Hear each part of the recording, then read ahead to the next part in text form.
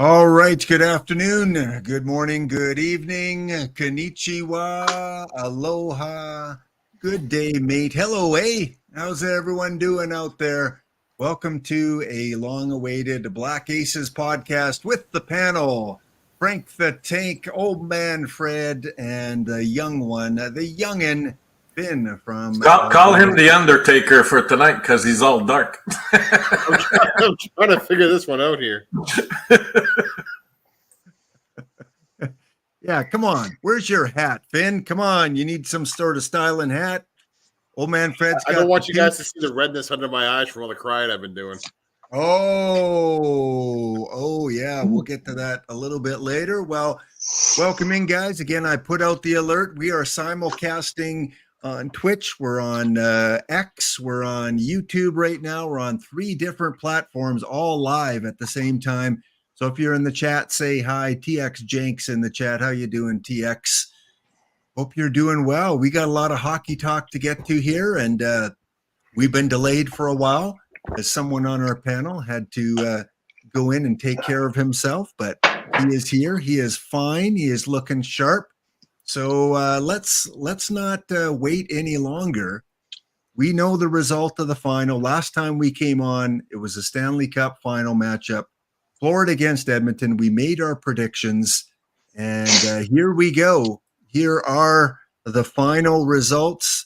Coming in with 9 correct during the playoffs was the host at 9. Again, the panel of experts did a little bit better. Frank the Tank picked Florida in 6. He got Florida, so he got the point. So he went up to 10.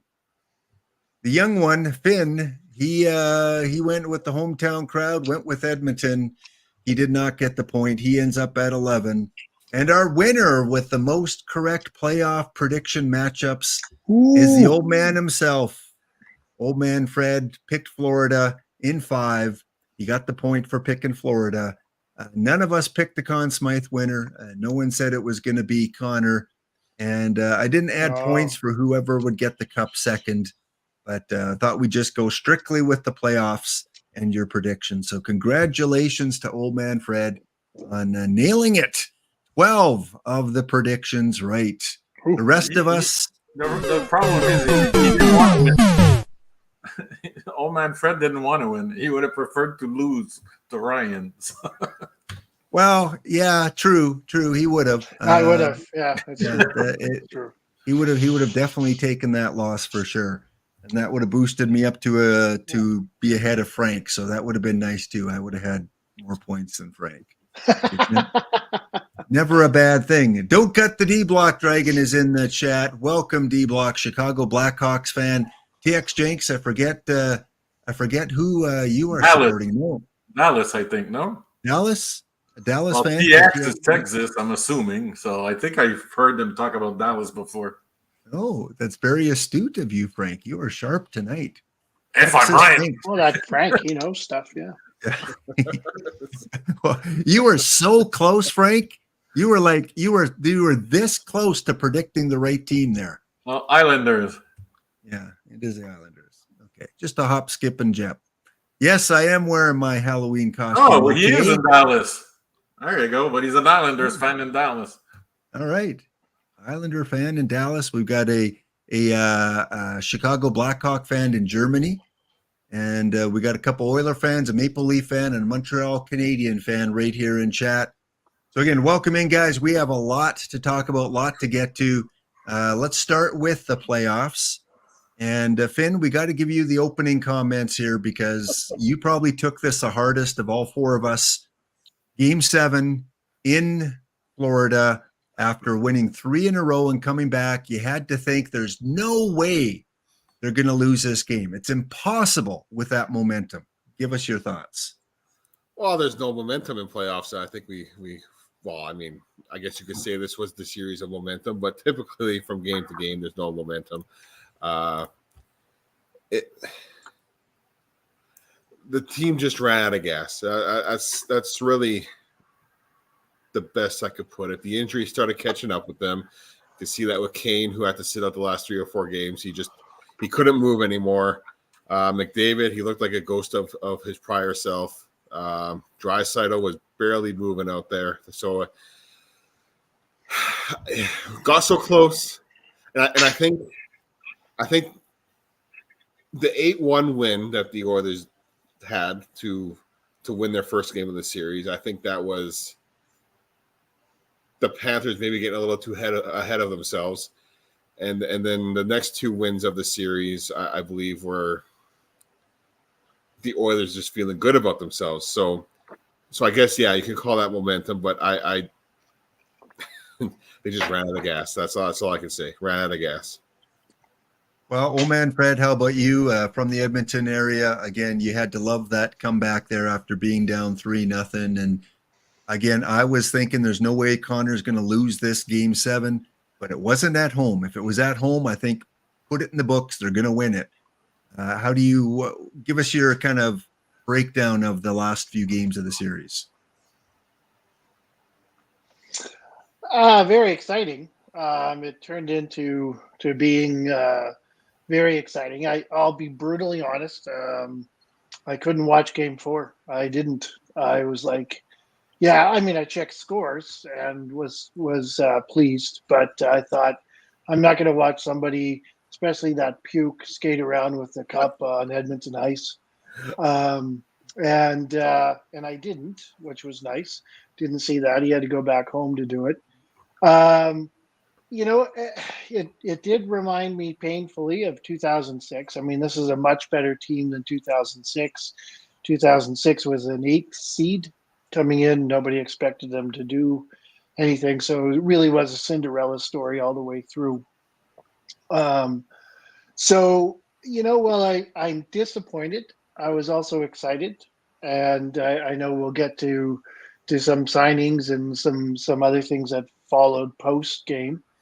And I think it was really good for Edmonton. At the end of the day, when you've had a few sleeps and now we're sitting at I think it's going to be 35 degrees on Wednesday, so we've got some real summer weather. I think at the end of the day, it'll be okay. The infamous cliche, you gotta learn how to lose before you can learn how to win. I hope we follow Florida's path. They lost last year. They won this year. Hopefully the Oilers can do the same. Okay. And Frank, again, I mean, from the East Coast, you're not as invested in the Oilers as we are out here. Give us your take. First of all, let's give us your take about Connor winning the Conn Smythe. Now, is that an easy decision for the voters to give it to Connor? Well, they kind of had to because he broke Gretzky's record, but some commentator said Conn Smythe should be on the winning team, but that's looking at the finals in a vacuum. You have to go all the way to the beginning. So if they don't get to Game 7, he doesn't win it. So I have no problem with that. It's happened before, so he's not gonna like the feeling of it because Giguère said that's the worst feeling he ever had years past, even in retirement, thinking that he won the MVP of the Stanley Cup, but he didn't win. At least he won afterwards, but he goes, that is an awful feeling. I wouldn't wish that on anybody to win it on a losing team.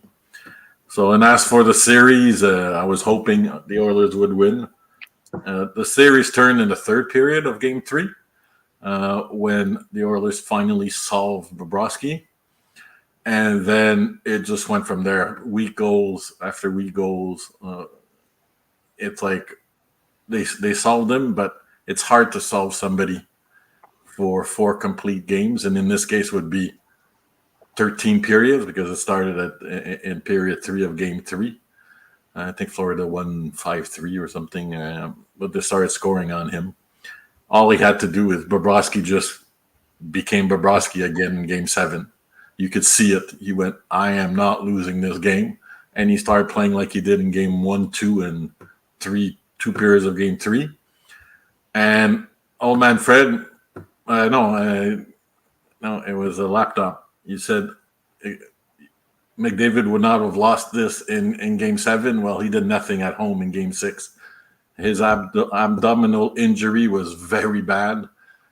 So I don't think he would have won it in Game 7. He gave everything to win Game 4 and Game 5. But he went pointless in 3 of the games in the finals. Draisaitl disappeared in the semis. We saw it. He was my pick for MVP at that point. He was outscoring McDavid, and then he just got 4 points in 7 games against Dallas, and I don't know how many 3 in the finals. So it's like it happens. Florida had injuries too, so it's like. But it was Bobrovsky. He won it for the Panthers. He just decided to shut off the valve, but it's hard. Like I must say, it's like dominating a team for more than 4 games is tough.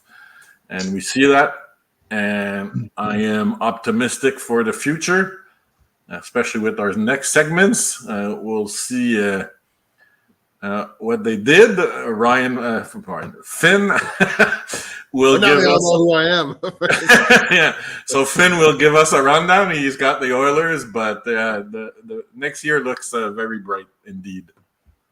I do agree, TX. There were, McDavid's injury, Draisaitl, I think, with a rib and a finger. Broken rib and finger.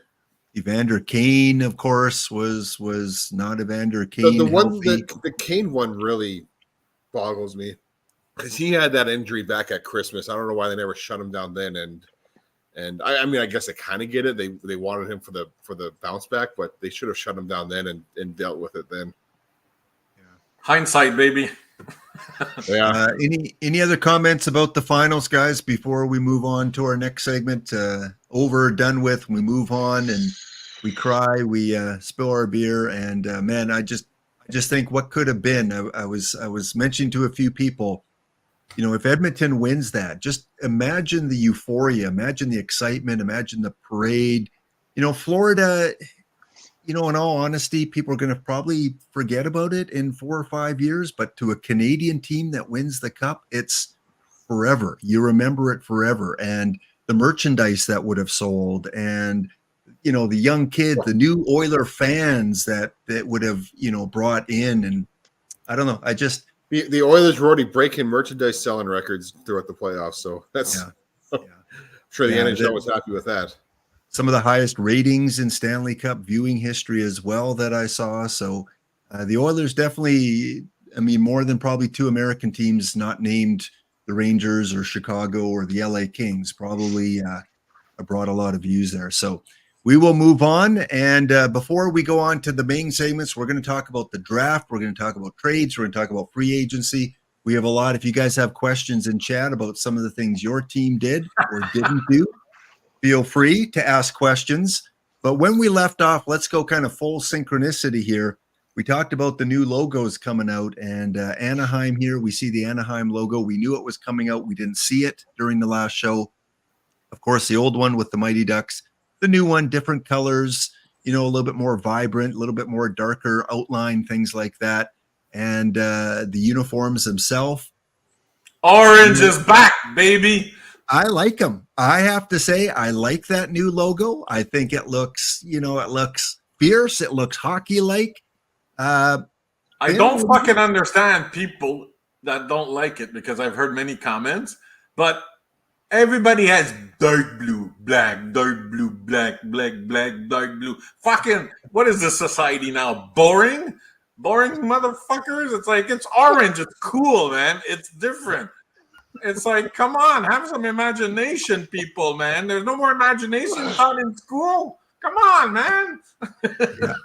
No, I really like these. Again, it reminds me of the Edmonton when they went orange. The Islanders have gone orange. Yeah, they all left the orange. Time.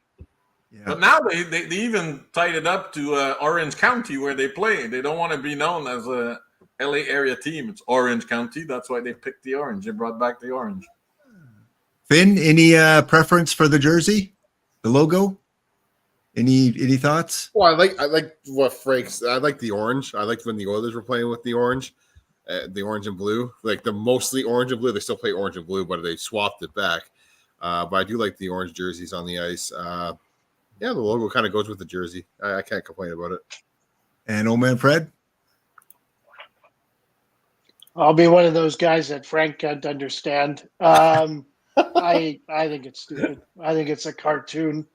I don't like cartoons. I preferred when they switched over. I'm fine with the orange. The colors are fine, but I don't like the Mighty If you like the Ducks, colors, hanging that's around. okay. I was only talking about the colors, old man. Yeah, Fred. I like the colors. The logo, that's okay. Oh, But okay, imagination good. is Yeah, just on the orange. The logo's kind of yeah. Not And a the big Kings, fan of the course, we've seen this before. Their new uniforms coming out. Again, pretty much the same design as the Gretzky era in Los Angeles. So there's your black and white, Frank. A little and your different on the silver. bottom, though. Oh, Yeah, a little bit different with the crown, you mean? Because I thought different with the crown, and also I thought it was more like a Chevy logo, the Wayne Gretzky one, and this one seems to be. I like having the king there, but I mean it's funny because I'm still a big fan of the Rogie Vachon purple, and all the Lakers colors, and also the big crown. Big fan of that. So there you go. We got an important question for you, old And man. yes, Fred. old man Fred does have a color too. Well, yeah. That orange will really pop, won't it? The orange uniforms really pop out at you. Well, it's all black and white to me, guys. It's all black and white. Right? Los Angeles. Well, you won't have a problem watching the fucking Kings, man. Fuck. It's like, they go through all this exercise and nothing's basically changed. It's so minor. It's like when we did the jerseys. Some of them were like the same. Even though there were a bunch of years, at least Montreal keeps it consistent. But like, it was like, oh, we changed a comma. New. That's called the New Jersey. It's like, come on. Yeah, I miss the purple and the yellow. I really love the old LA Kings. The Marcel Dion uniform. See, imagination. I don't know if it's the acid from the 60s that made the uniforms of the 70s, man, but all of them had golden seals were dressed in yellow or something. It was crazy, the colors back then. Yeah. All right. We also talked about the Utah Hockey Club and them choosing a name. I haven't heard anything. Have you guys heard an official name? Oh yeah, Armstrong slipped at the draft during an interview. Oh. Yeah, what did he say?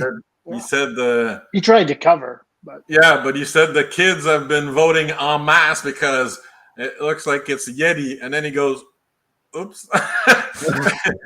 I don't know for sure, but he said Utah Yetis, but he said the kids have been voting en masse down there. So I don't know. We'll see if it's Yeti. If he really slipped up, we did a decount, fake out. So we'll find out soon enough. But apparently it's Yeti. Well, I could go for that. I don't mind the Yeti. That would have been one of my choices of the ones listed here. And of course, history moment for Utah at the draft. Drafting Mr. I was actually hoping Calgary would get him, but he didn't fall to Calgary. I don't know if Calgary would have taken him, probably just for the merchandising and the sales and the hype. Calgary would have taken him in 2 seconds flat unless somebody else would have dropped, but yeah. Parekh was probably rated ahead of Iginla for Calgary because they have no defensemen in their organization, like anywhere. That's why they traded for Brunkowitz with Vancouver on the Elias Lindholm trade. Like, they're bare-boned, man.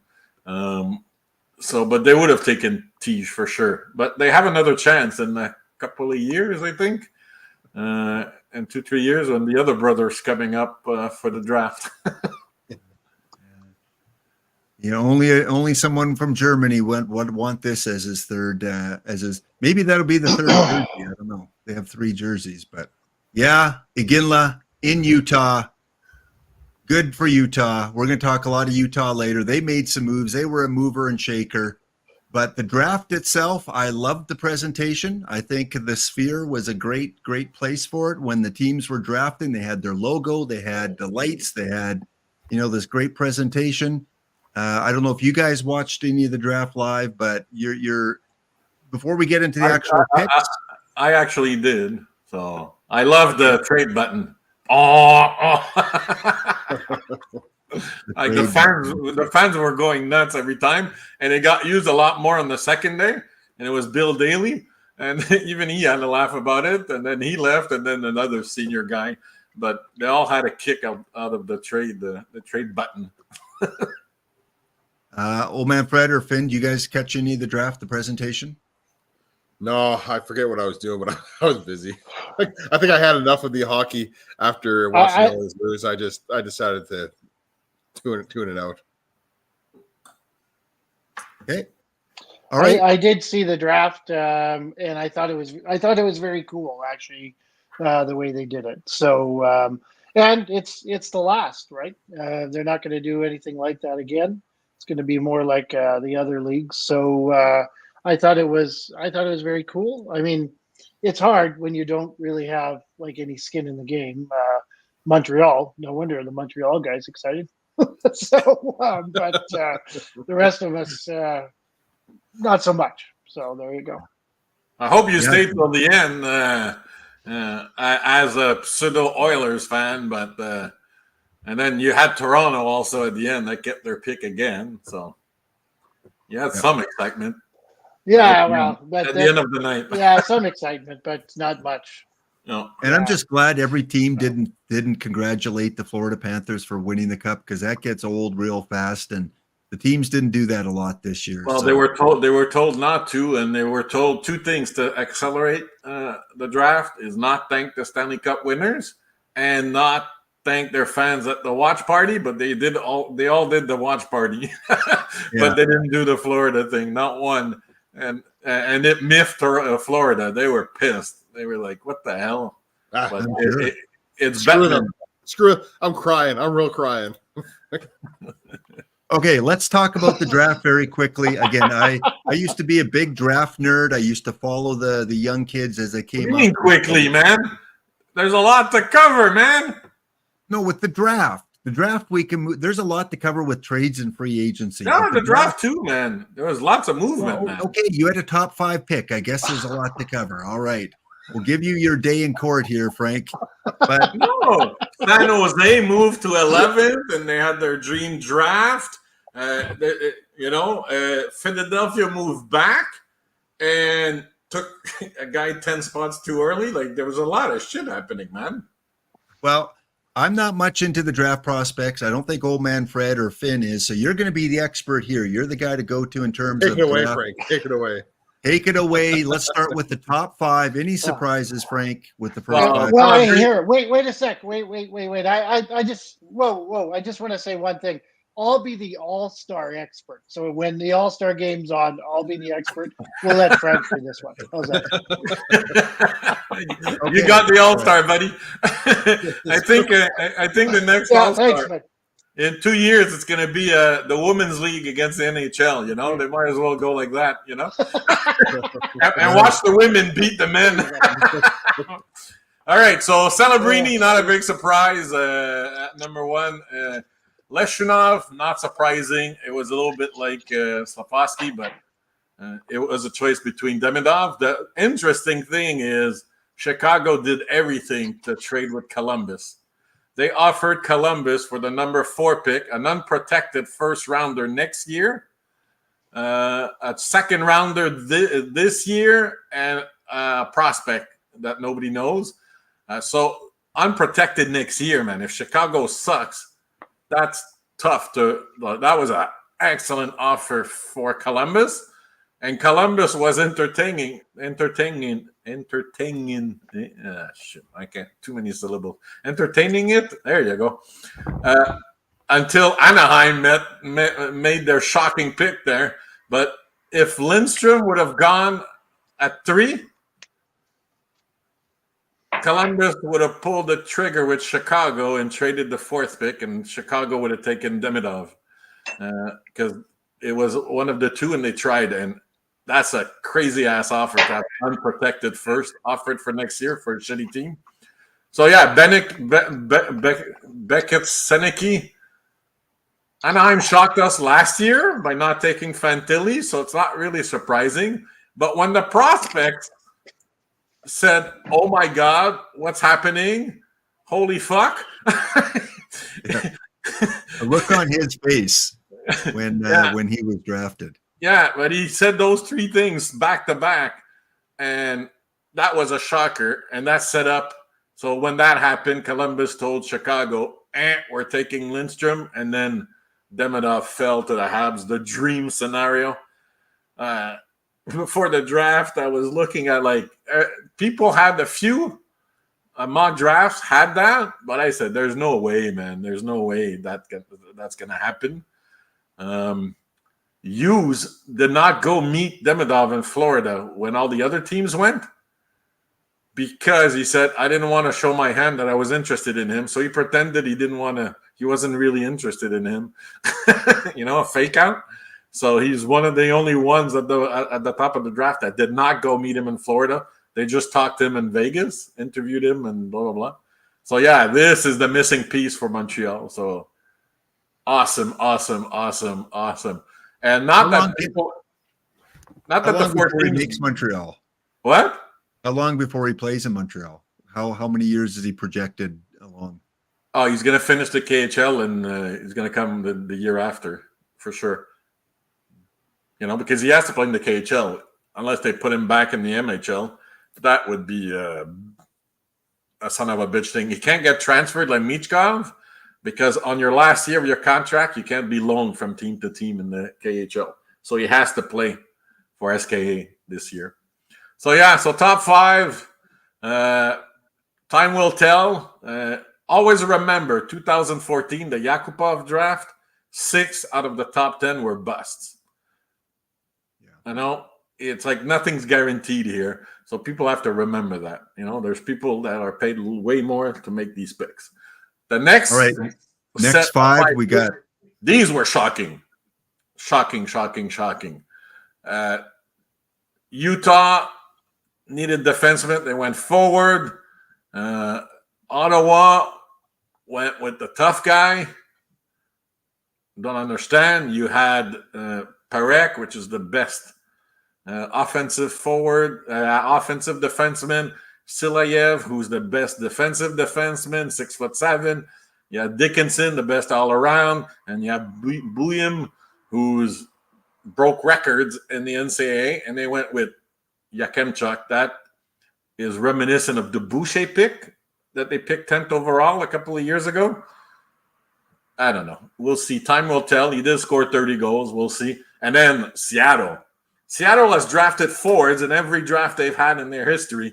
So everybody said this is a D-heavy draft. For sure they're taking a defenseman because they're top 10. They made the playoffs last year. So who knows what's happening next year. But they went with another center to go with Wright, to go with Beniers, to go with, they signed Chandler Stevenson for 7 years. It's like that was shocking.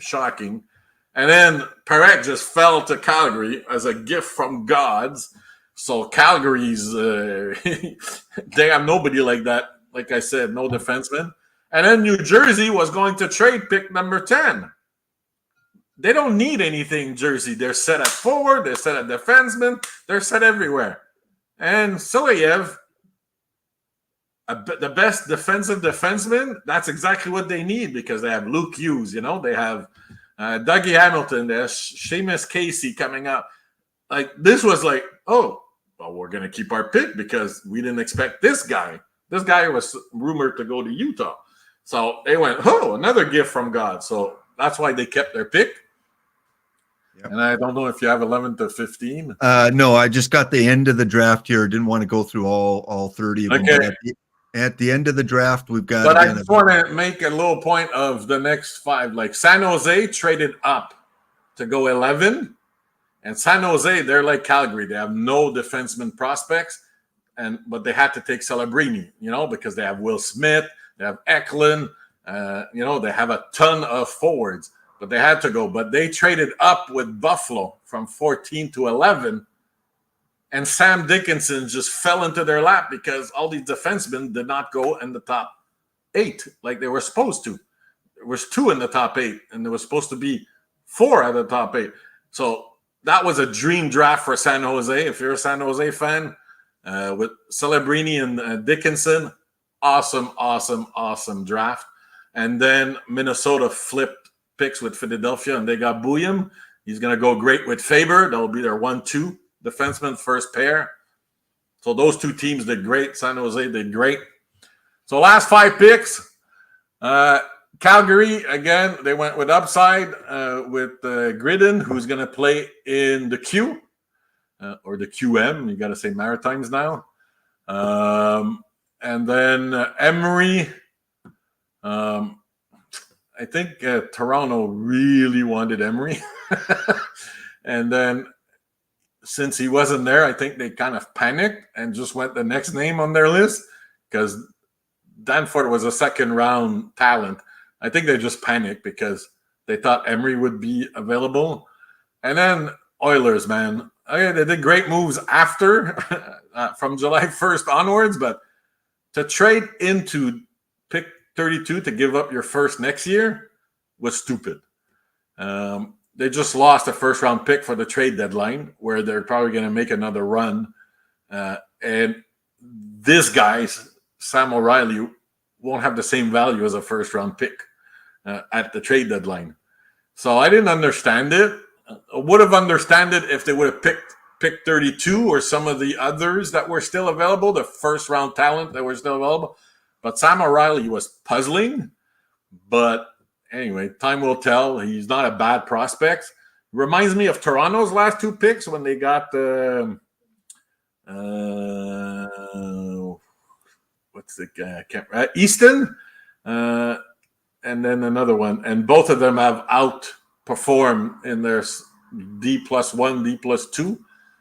So he might not be another one like late riser who's going to outperform his draft slot. But it was puzzling to take that trading capital away.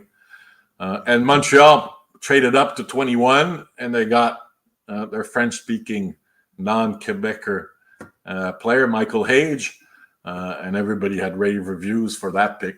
So, and then they took in round 3 or 4, Koivu.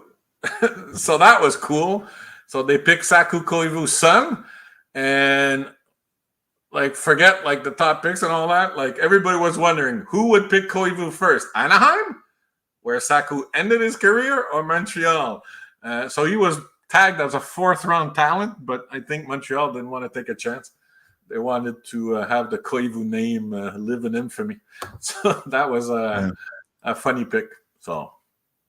All right. Well, thanks, Frank, for the wrap up there with the picks. And we got a break kicking in here. So when we come back, we're going to go and talk free agency, trade, lots of talks. We'll kind of go through the teams, and our panel has been designated a couple of the Canadian teams to kind of focus on. So stay tuned, guys. We'll be back in a couple minutes. Go refresh those beverages. Be back in 2.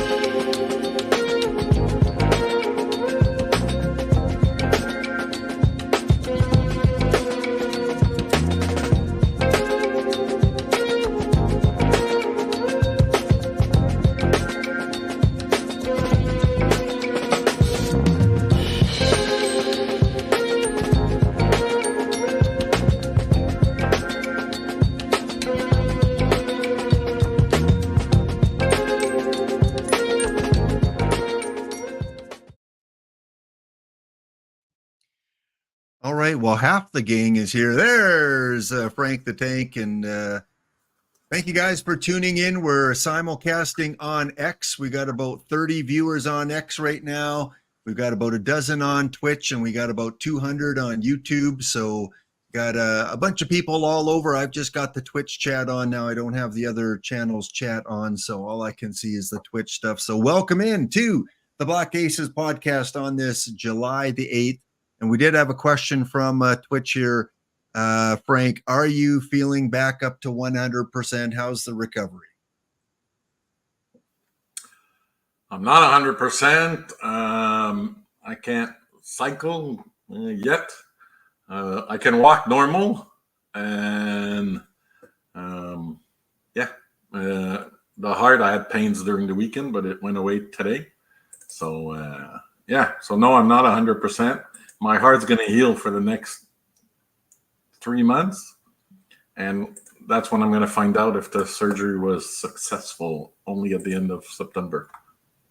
So, but not top shape, but still, I'm good.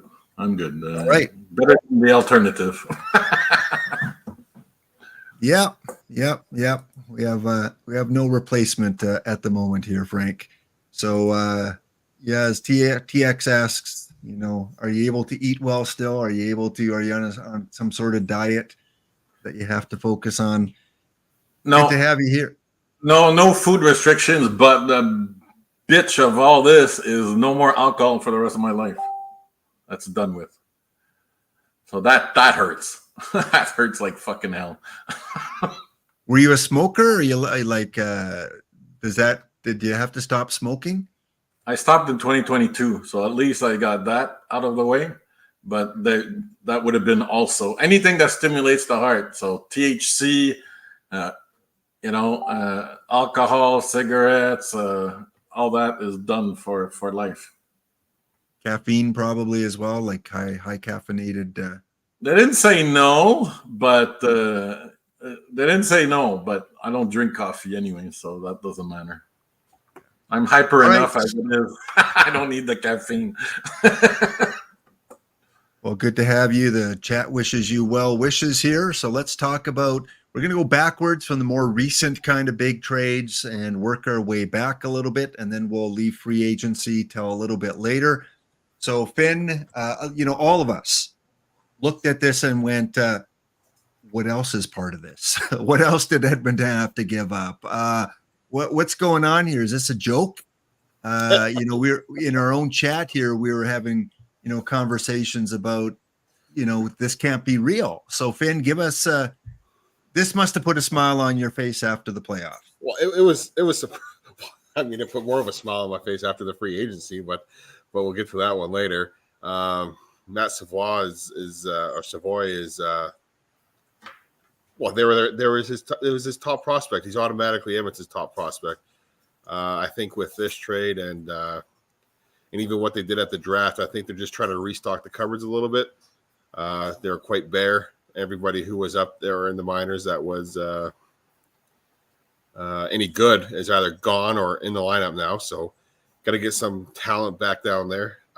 As for what we have to give up to give them, I don't know. I mean, I heard in an interview today that Buffalo is under the gun to do anything possible to make the playoffs. They are desperate there, so they must think that this makes them just a little bit better. But I don't see Ryan McLeod being a difference maker. If he's in your top six, your team's not good enough to make the playoffs anyway. Oh, they didn't do it for the top six. They did it for the bottom six. Yeah, so he's a third line winger, fourth line center, penalty killer. He played on a very good penalty kill here. He was part of it, so they'll get a penalty killer after him. And he has size, he has speed, he has some hands, but he's soft. Like he doesn't go into the hard areas. He doesn't hit. He doesn't drive the net like he should be with his size and speed. So I don't know. He'll be a okay player for them, but not a difference maker. I hope it wasn't the giveaway that he had in the Vancouver series in the third period there in Game 7, because he was benched for the rest of that game. So, by the way, I think why Edmonton was so ready to get, like, this guy's drafted and developed by Edmonton, second round player a few years ago. So So they put a lot of time and energy into developing him, but he's a good regular season player. He's going to help you get to the playoff. But once you get to the playoffs, he's useless. Frank, make sense of this, because I can't make sense of it. Like, isn't Savoy, like, he was like in the top 10 pick a couple years ago? Is it salary related? Is it personality of the kid? Like, they could have got much more for this guy, couldn't they have? They could have, but don't forget, he only played 36 games last year. He got injured the year before also. So he's a midget who's injury prone. And if you look at the profile of him and Zach Benson, they're basically the same type of player, except Zach Benson already made the NHL.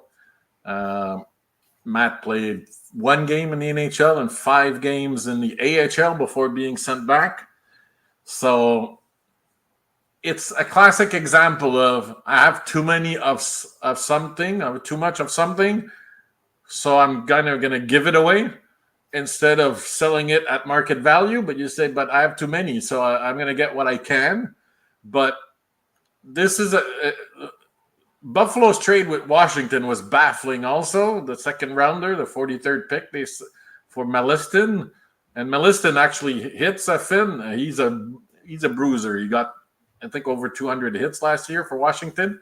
And Tulio is a hitter, and he's the forgotten name in this trade. But it doesn't change the fact that they could have gotten more elsewhere, but they have all the top 6 that they need in their prospect. Like Kulich is knocking at the door. Rosen is knocking at the door. They have a bunch of their top 6 fills 3 lines, and you had some teams last year that their top 6 was one person, like Chicago. That's all they had, one person. San Jose had 0 top 6 in the NHL last year. And Buffalo's going to have 9 top 6s, and they got a pair. But it doesn't explain why you do a shitty trade like that. But, yeah, good on Edmonton to take advantage of the sale bin, And, like, the jokes on Twitter was Jackson's going to win GM of the year, and he's going to be on the job less than a month with all the moves he made. So, he did that.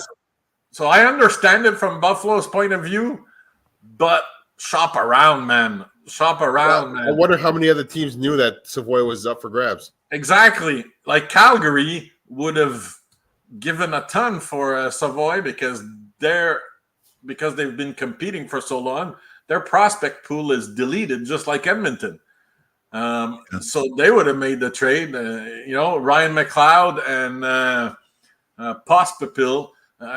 Basically the same type of player, except Pospisil actually hits. So you would probably been a better fit, and Mark Pospisil is 26, 27. He came into the league late, but it's flabbergasting, like really flabbergasting.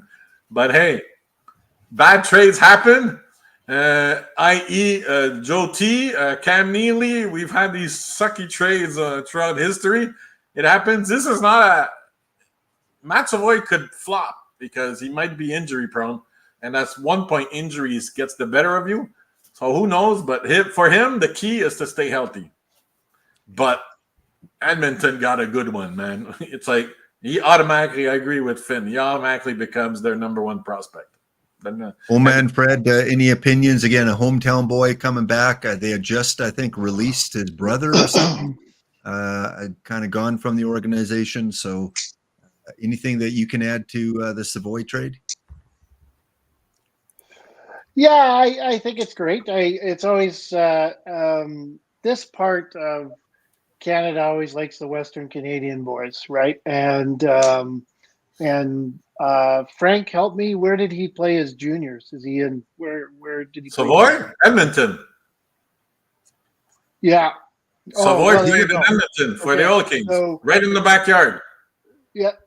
So then there you go, right there. So I didn't think he did. I thought he was in Ontario for some reason. I thought, oh, that's weird. But you know what? They like their Western Canadian boys. It's worked for them in the past, and certainly he was a high draft component. And yeah, good on the Oil. As for McLeod, he there was a little bit of hope that it was a Glenn Anderson kind of guy. He had speed, but he never crashed that net. And if you don't crash the net, then what are you doing? He had a lot of speed. They tried him in several places, and I think his time just ran out. And he was a level of frustration with the fans this year in the playoffs. So not as much as Darnell Nurse, and hopefully we'll talk about that sometime. But he was done. Yeah, they had to get rid of him, and boy, that sure worked out. So. Finn, did you catch the interview? Because today Savoy was in front of the press, kind of talking about the trade a little bit. Did you catch any of what he had to say? No, that's going to be tonight when I'm laying in bed. I usually like to listen to some hockey talk, so I'll listen tonight.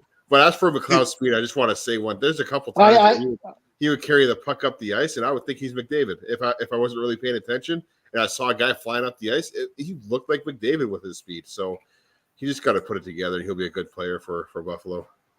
Yeah, he's only 23, remember, he's very young. I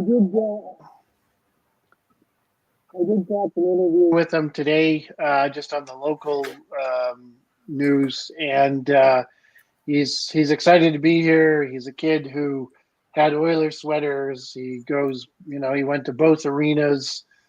So he must have been a pretty little kid at that one point. So, yeah, kid's happy. Oilers are happy. It should work out.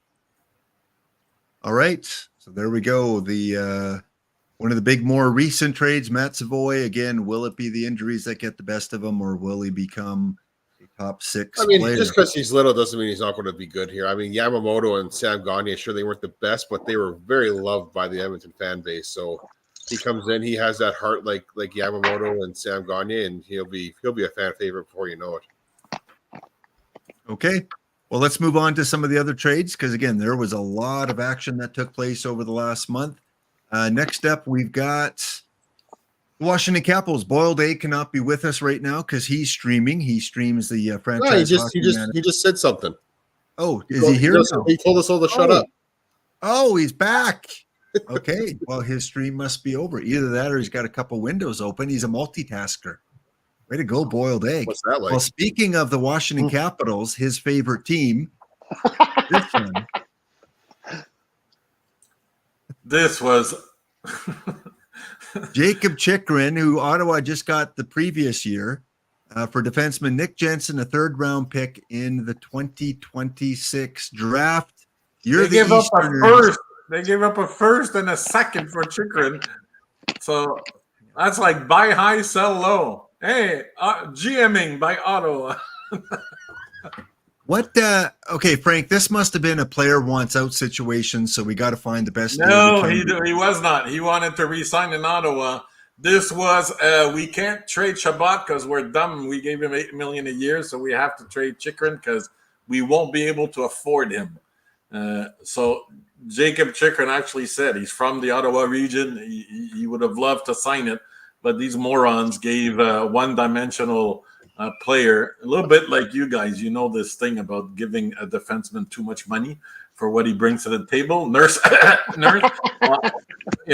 this is the same thing. Thomas Chychrun is a better all-around defenseman than Shabbat, but they couldn't trade his salary. I think they tried. But again, it's like Savoy. That's all you got? Did you not shop around? Nick Jensen is 34 freaking years old. He's ancient, and then a third rounder? You went from a first and a second to a third, and nobody could give you more than that? No, I don't believe it. I'm just happy the Oilers dodged that bullet when the hockey world thought that they were going to get him. Well, yeah. I guarantee you Ottawa would have taken Nurse because with their Yakimchuk, they wanted toughness. You could have gotten Nurse for Chychrun 1-for-1. That would have been a big win for the Oilers. Yeah. Was Chychrun's contract expiring July 1st, or did he have another year? He's got another year next year. That's why. Why the urgency then? Why such the? Because they're idiots. Ottawa are idiots. You dodged a bullet with Steos because he was apprentice GMing, but I think he learned too much from Holland. man, like you got him for a full year. You can wait till the trade deadline. Yeah. Doesn't make sense. That's I think all this extra cap space that the teams have for the first time in a long time is just I don't think teams know how to handle it. They're just playing dumb. Oh, they went loopy. They lost their brains, man. They left their brains in Vegas, man. Calm at the draft. It's so stupid. But this, I don't get it. It's like, again, it's like Savoy. It's flabbergasting. It's like there was no urgency. There was no urgency at the Savoy trade. So, all right, next one made more sense. Gensel again was going to sign. Probably said he wasn't going to sign in Carolina. Going to test free agency. So the day before, his rights was traded to Tampa Bay. They get Jake Gensel. They move on from Steve Stamkos. We'll talk about later. And but they only signed him on July 1st. So what pisses me off is in the first hour, $754 million was given out in the first hour of free agency. Okay, that's more than 2019, which was the best year because with the salary cap being fixed, that was the last big year. In the first hour, they blew past the whole free agency period for the whole summer in the first hour. What's Darnell Nurse's contract? What? What's Darnell Nurse's total contract? Well, pretty close. Over 9. Well, it's 9.125 for 7 years or something? 5 or 6 more years. It was 8 years to start with, but okay. So Tampa plays by the rules. They give Carolina a third rounder to negotiate early with Guentzel, but everybody else negotiated early with everyone. It was a free-for-all. There was tampering left, right, center, up, down, sideways. But Tampa lost a third-round pick for nothing. They could have just talked to the dude. How long did they sign up for? 8 years? 7. They couldn't do 8. They weren't allowed. Only sign and trade like Kachuk. And Guentzel, I think, did not qualify because he was a trade deadline acquisition from Pittsburgh. So he could have re-signed at Carolina, but not in a sign and trade. It's really bizarre, the fucking rules. But yeah, so good on Tampa, but they wasted a third round pick because everybody tampered. I thought the whole point of trading for the rights of the player is so that you could get the 8th year. No, it's just because there's been players that were acquired like that, and the team retraded him when the guy said, "I'm not signing with you fools." So it's just to talk to the guy. The Oilers tried to get Hyman's rights when Hyman was up for free agency. They tried to give Toronto a 7th round pick so that they could get that 8th year instead of shoving all that salary into 7 years. No, that's what they were doing, though. Kachuk had to sign and then be traded to Florida for an 8th year. Well, Kachuk's a little different because he was RFA. Because there's a certain date you have to be on the team's reserve to qualify for an 8 year, and Hyman would not have been on anybody that gets traded just before. But what's his name? What's this freaking the genius that was there? Pittsburgh now. I forget his name. Dubas, yeah. Said that he wasn't going to be giving the Oilers any sort of a discount just for a 7th round pick. If they wanted the early talking rights for Hyman for that 8th year, they would need to be a 2nd or a 3rd. It's not for the 8 years, just early to see if the guy's interested in signing. That's it. I need somebody to look this up because I think you're wrong, Frank. Google it, but I can tell you they talked about it because Guentzel did not get 8 years. He got 7 years because he could not have 8 years. All right. Old man Fred, let's get you on the floor here because the Toronto Maple Leafs, again, they did something similar there with adding Chris Tanev from Dallas. Mid-30s, I think, Chris Tanev. How do you like that as a Leafs fan? Yeah, I mean, you didn't give up much to get his signing rights. Well, that's that 7th-round pick. That's pretty good. Yeah, it was good. I mean, they need that kind of defenseman. Unfortunately, the contract's too long. Hey, you're not here to talk about the contract. The way that contracts next segment. Jesus, how long is this podcast? How long is this podcast going to go on for the next 5 hours? For God's sake! Yeah. Anyway, when's opening night? It was fine. Thank you very much. Yeah, no kidding. You're gonna have to have more Caesars here. So anyway, yeah, you know what? What do I think of it? Well, whatever, they got him. And unlike what Frank, just suggested, he didn't walk, which is good. This is nothing though, a 7th round pick. I mean, those guys never make it generally. There's been a few exceptions, but not many. So. And just like Ottawa, who signed Chychrun, gave up high-end first, second round picks. Same thing happens with Tampa Bay. They give up all these picks for Tanner Jeannot, and they let him go to Los Angeles. I'm not really familiar with Jeannot. He's on the East Coast there. Was in Nashville for a bunch of his career.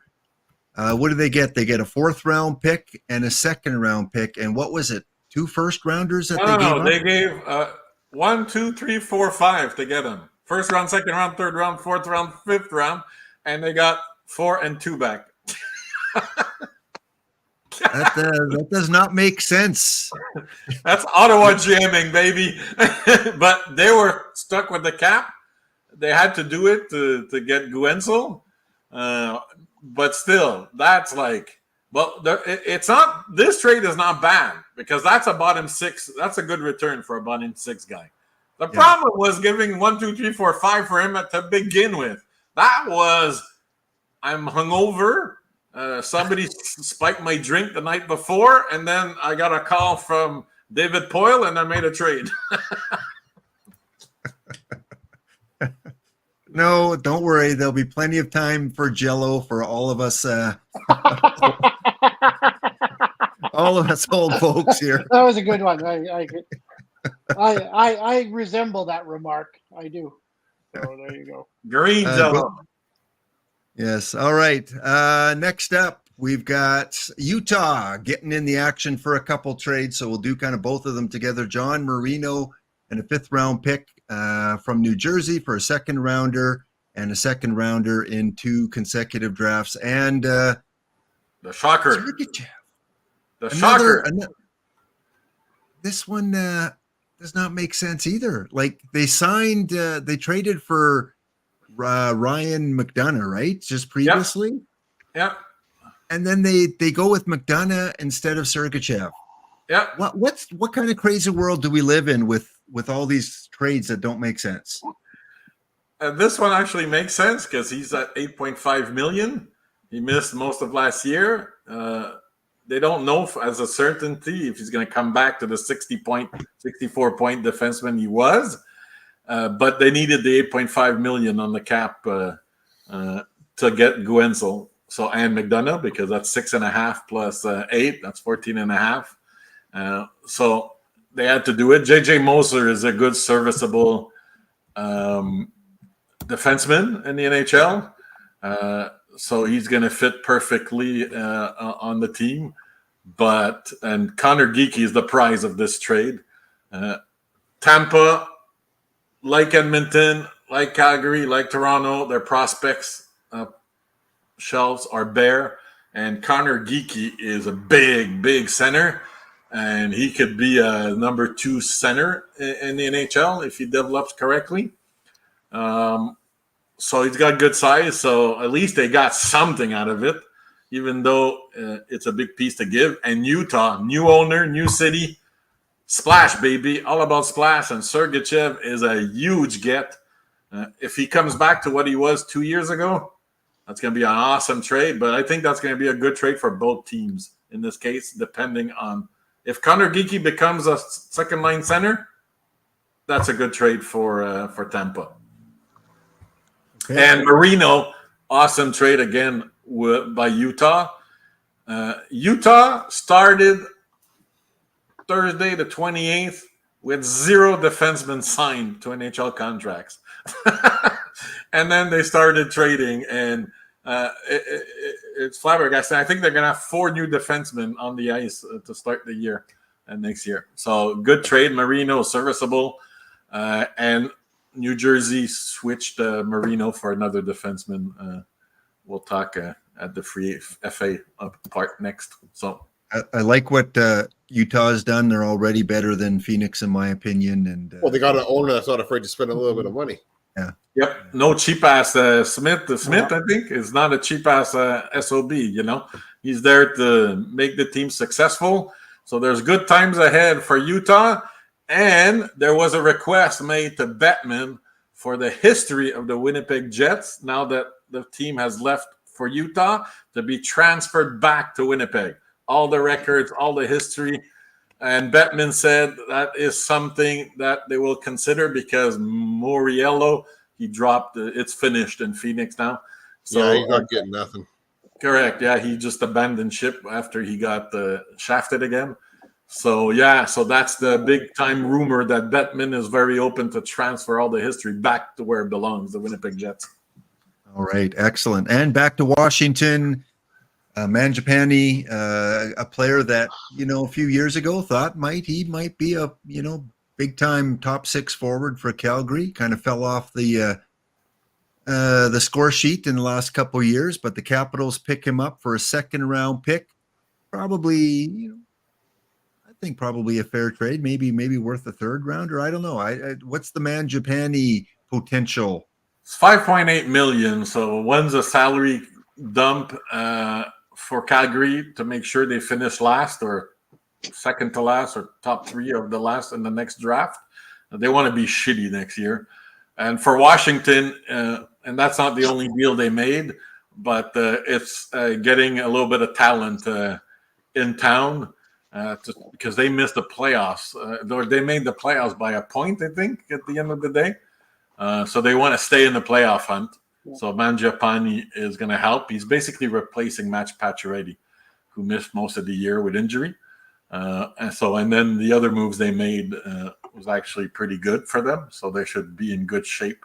But it's going to be tough in the East again. But this is just to be more competitive. So. All right, we got 3 more big names, and then we're going to take a break, and then we'll come back for our final segment and talk about free agency and some of the big pickups, especially the Canadian teams. So 3 big names that moved before the draft. We knew it was coming. We didn't know to who. Again, and kind of surprised, Ottawa is the one that ultimately ended up with Allmark. 1st round pick. I'm not familiar with Kastelik. Again, Korpisello, of course, had just signed there year before, I think. I think he played 1 year in Ottawa. Allmark has the potential, but here's a case of, was he good because he played for a good team? And now that he's playing for Ottawa, we're going to find all the holes in Allmark. I think it's no coincidence that he played terrible for Buffalo, then played good for Boston. So I think he's going to go down a step. It's definitely a downgrade, but the 1st round pick is Boston's 1st round pick. So good trade for Ottawa for a change. But Allmark's not going to be the 220 Allmark from Boston. That's for damn sure. So. Okay. Guy we're familiar with out west here, played in Winnipeg, played in Columbus, now off to Washington again. Washington making a lot of moves. Washington getting some players. If the Kings can move this contract, then I'm sure the Oilers could have moved Campbell. So I don't know. I think I don't know. Pierre-Luc Dubois is going to cost Washington a lot of money for a long time for a lot of nothing. 8 years. Yeah. So he was eligible for 8 years. So this is a no-brainer for the Kings. Their goalie situation was hell. Last year, Darcy Kuemper is an upgrade, and Kuemper's numbers are going to be awesome in LA. It's the opposite of Allmark. Yeah. LA's team defense is great. Made Rittich a good goalie. He was never good in any of his stops in the NHL. Dubois basically replaces Kuznetsov as a second-line center because I think Strome will keep his number 1 slot. And they traded Kuznetsov to Carolina, if you all remember. So basically, they have a second line center, which they didn't have after that trade. So good on them. All right. And Fred, just to finish off the last trade here, as the biggest Calgary Flame fan here in chat, Markstrom I forgot about this one. going to the Devils. First round pick for Calgary. Good for Markstrom, I think. Yeah, and I think good for Calgary too. Markstrom seemed to be fairly classy. He was. I don't think he was dealt well with near the end. Certainly, he had said that he would. He would get rid of the no move contract, so he was willing to go to Jersey. I think that was in February, and then they pulled it on him, and that messes with the guy's head, I think, a little bit, right? You show something to the team needs to show you something back, and for whatever reason it got pulled, and then this deal got done. Now, I wish him a lot of luck. I know, as a secondary Oiler fan, when anybody rejects the Oilers, it's like, well, screw you too. And he went to Calgary, which made it worse because Edmonton was hot on his trail. But I think he signed in Calgary for $50,000 more. And, he reaped the benefits of all that year as well. Yeah, there you go. So good on Jersey and Calgary. I don't know if they're using the word rebuild, but everybody else around them is. Top 3 pick.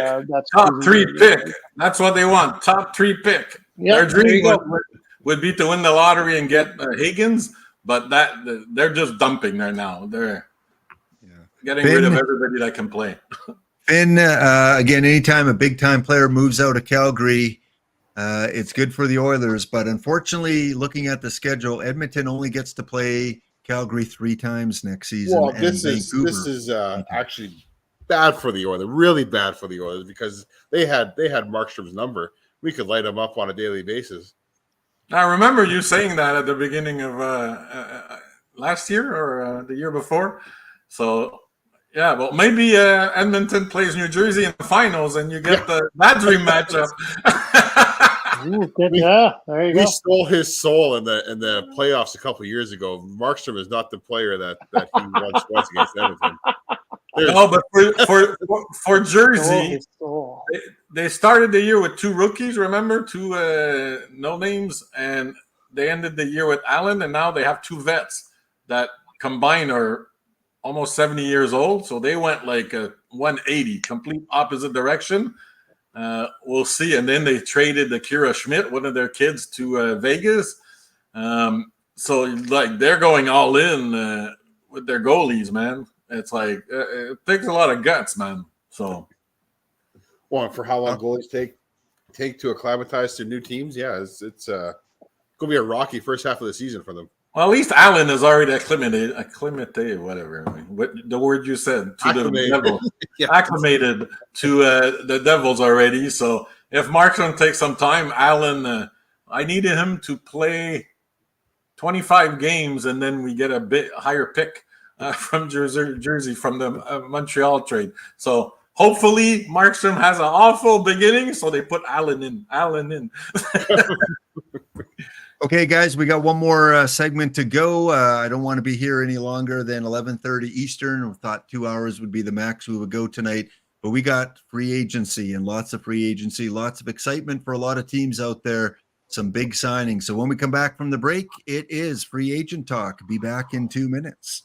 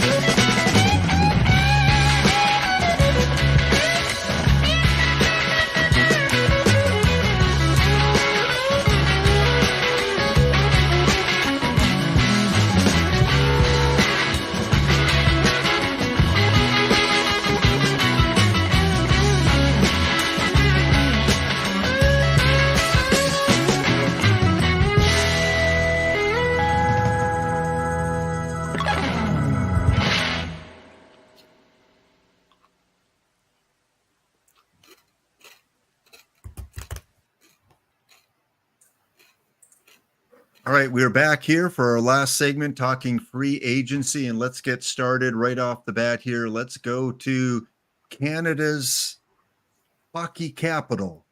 At least that's what the media thinks anyway. Let's head off to Toronto, Ontario, Canada, and talk a little bit about what went on with the Leafs. So, you see the signings here by Toronto. Tanev, who we talked about a little bit. Ekman Larson, the Stanley Cup champion, moves to Toronto. Domi re-signs. Murray with a 1 year.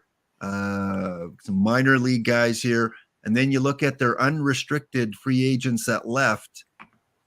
Old man Fred, give us a breakdown. Does it improve them? Do you see more hope for the Leafs for next year based on what they did in free agency? They defensively they got a little bit better. Actually, probably quite a bit better with the Tanev signing. Can I mention contract now? Is it okay to talk contract? Now it's okay, I guess. Frank, is it okay? Oh, good. Well, that contract is shit. 6 years. Is the salary is fine. There's nothing wrong with the salary, but the 6 years is really a long time.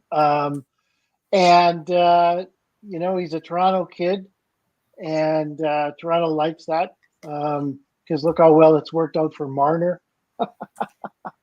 So they like their Toronto kids. So you know what Did they get better? No, I don't think they got better. Bertuzzi never really kind of caught on the way that I hoped he would. Domi did. Domi showed some signs, and if I had to choose between the two of them, I would have chose Domi. I would have signed him. And Bertuzzi he looked great in Boston and obviously great in Detroit, but really struggled in TO, and that's the way it goes a little bit. Goalie wise, we got to mention goalies.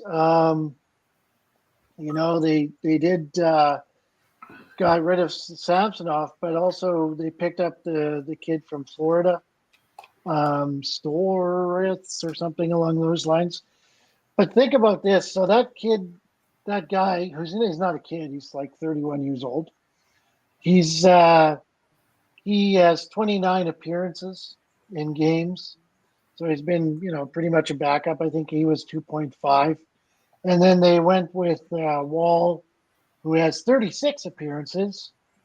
And last time I checked, that's not even a full season for the both of them. So it's their goaltending is, I don't know, Samsonov had more games perhaps, and he was suspect, but the goaltending has not improved much. It's I'm a little worried about that. So do I think they're better? No, I don't truly think they're better.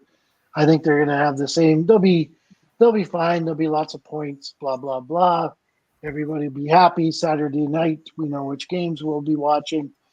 But come playoffs, they'll bow out before May 1st. That's the way it'll go. All right. Thanks, old man Fred. Let's head to Montreal. And Frank, we were talking earlier and said Montreal is pretty easy to do because you don't see a lot of action here. we signed an NHL guy. Woo! So the biggest news was the extension they gave Slafosky a year early. 8 years, Finn. 8 beautiful years. And they got him at lower than Caulfield and Suzuki. So he was at 70-point pace in the last 30 games. So he got better as the year got longer. So it's a good gamble because in 4 years, that contract will age well. Unlike some other contracts, like Old Man Fred, the Tanev contract, 6 years, is really an 8-year contract because they'll buy out the last 2, which will become 4. So 4 plus 4 is 8, basically. Because he's 36 and Tanev's not going to be playing at 39, 40 or not. So Slafosky is going to age well because as the cap goes up, 7.6 will become a deal. So they have their 3 cornerstones up front signed for a very long time. But that was the biggest news because nothing else happened. So that's it. That's all. Frank, where did Kotkaniemi? Did he sign anywhere yet?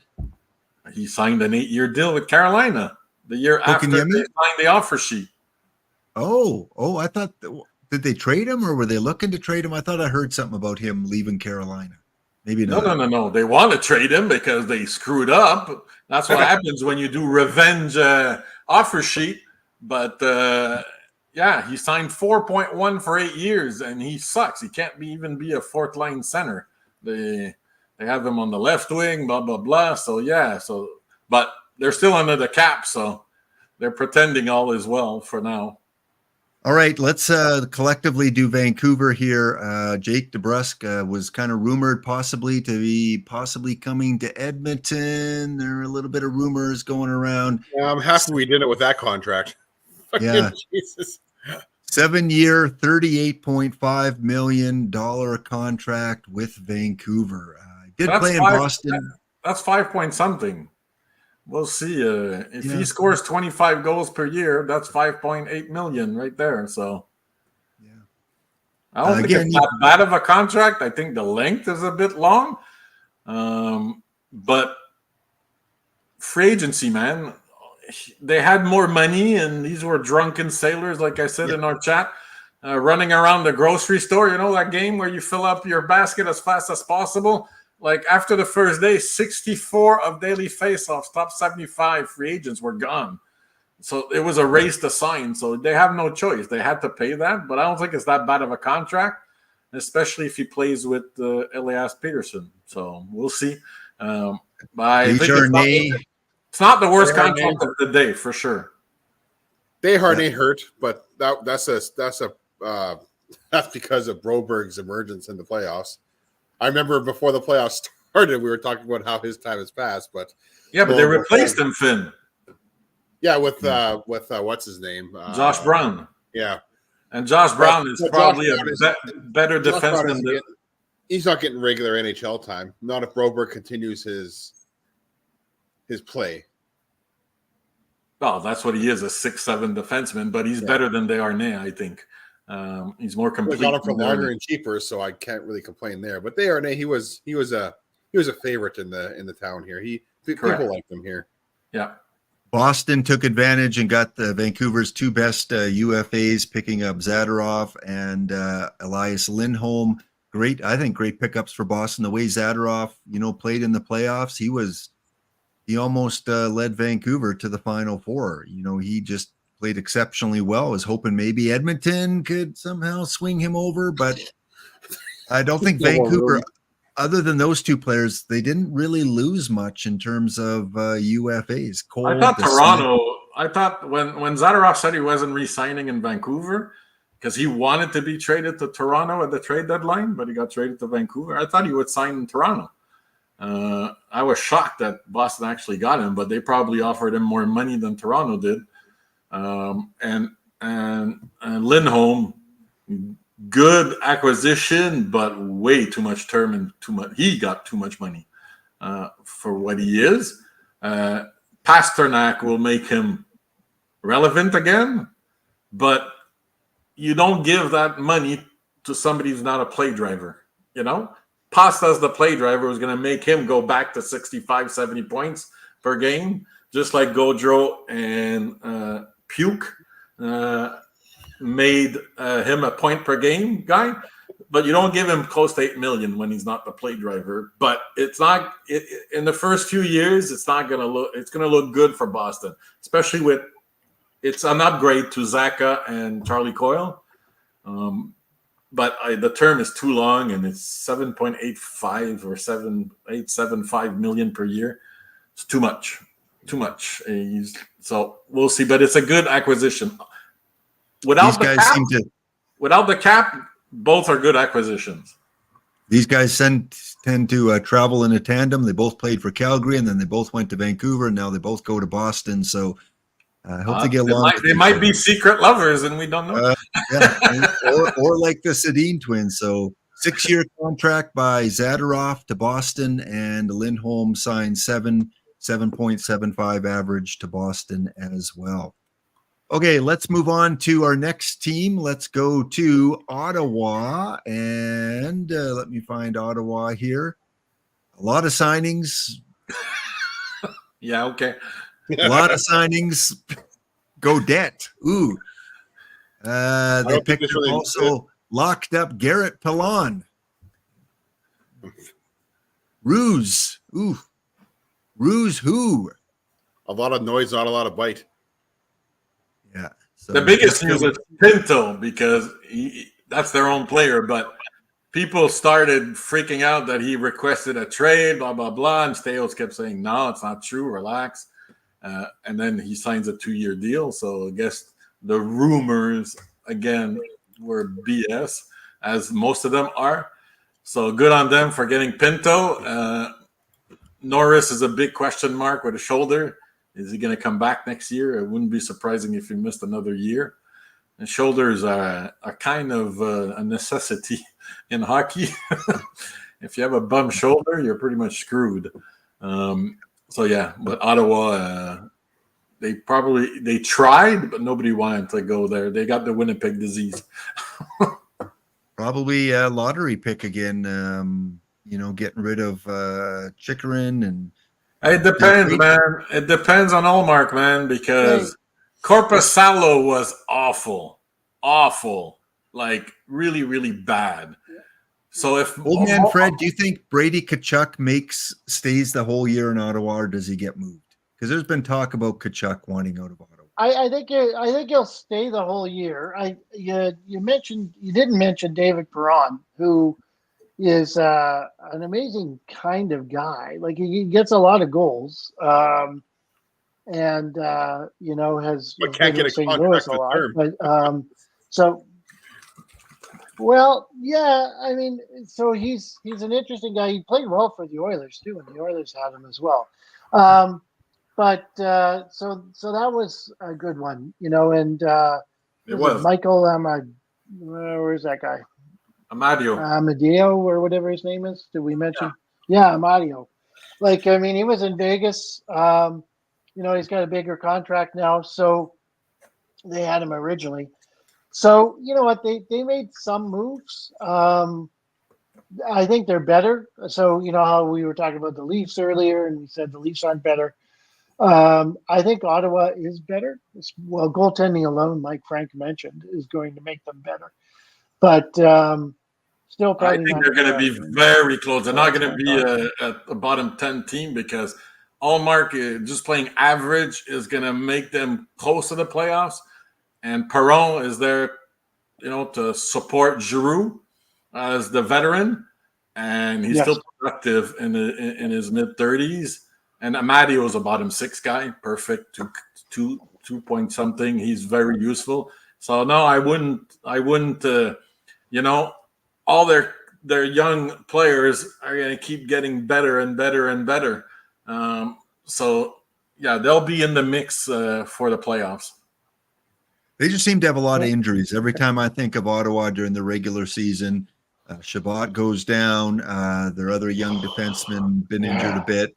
But sometimes that stops all of a sudden. Montreal had the injury bug. They were set the record for most man games lost in a season, and they were leading 2 years in a row, and then poof, it disappears.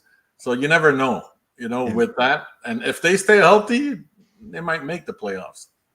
All right, let's go to Winnipeg. I know there was a lot of love from Old Man Fred for Winnipeg, especially during the playoffs, hoping they would get, further into the playoffs and maybe even meet up against Edmonton. Kakinen, Comrie signs for 2 years. Miller, Anderson, Dolan, Fleury, and Shaw sign a 1-year contract with the Jets. Gustafson, Gustafson and Stanley. Anything earth-shattering here in terms of helping Winnipeg from anyone on the panel here? Well, I was assigned them, and they're screwed. Nope. They're screwed big time. They lost way more. Kakinen is that? That's their old goalie, Eric Comrie, their old goaltender. He's a goalie. Eric Goalie. Do they still have Conrad. Brossois? No, Brossois with. Never mind. Brossois with. No, Brossois signed with Chicago. There's Chicago. I believe for big time money. So Eric Comrie at 1.6, Kakinen at 1. One of them is going to the AHL.